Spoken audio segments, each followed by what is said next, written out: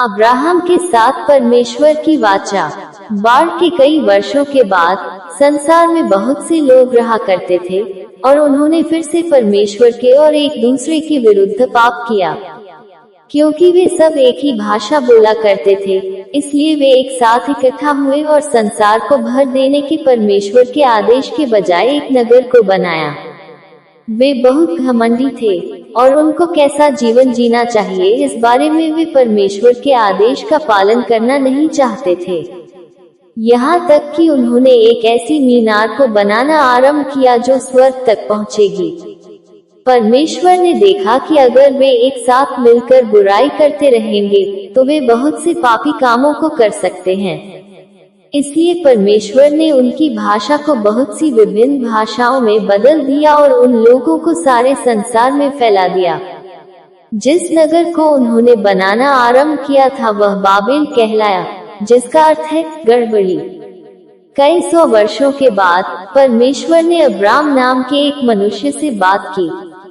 परमेश्वर ने उससे कहा, अपने देश और परिवार को छोड़कर उस देश को चला जा जो मैं तुझे दिखाऊंगा।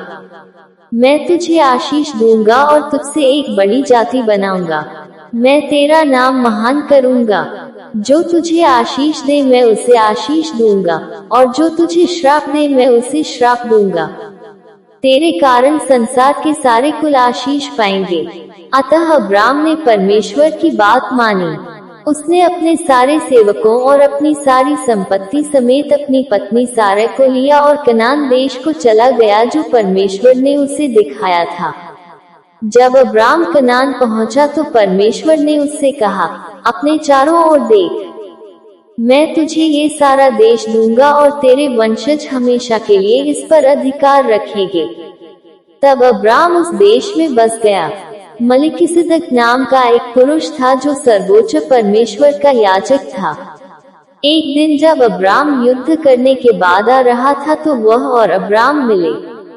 मलिकिसिदक ने अब्राम को आशीष दी और कहा, सर्वोच्च परमेश्वर जो स्वर्ग और पृथ्वी का स्वामी है वह तुझे आशीष दे।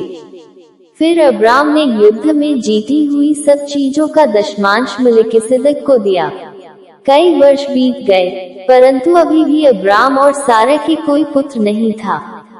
परमेश्वर ने अब्राम से बात की और फिर से प्रतिज्ञा की कि उसका एक पुत्र उत्पन्न होगा और जैसे आकाश में तारे हैं वैसे ही उसके बहुत से वंशज होंगे।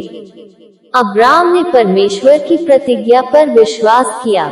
परमेश्वर ने घोषणा की कि अब्राम एक धर्मी जन था क्योंकि उसने परमेश्वर की प्रतिज्ञा पर विश्वास किया था।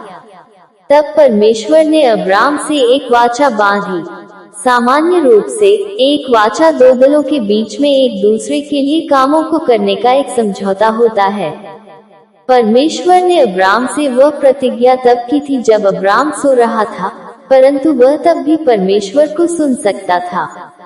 परमेश्वर ने कहा, मैं तेरे शरीर से उत्पन्न करके तुझे तेरा एक निज पुत्र दूंगा। मैं तेरे वंशजों को एक कनान देश देता हूँ।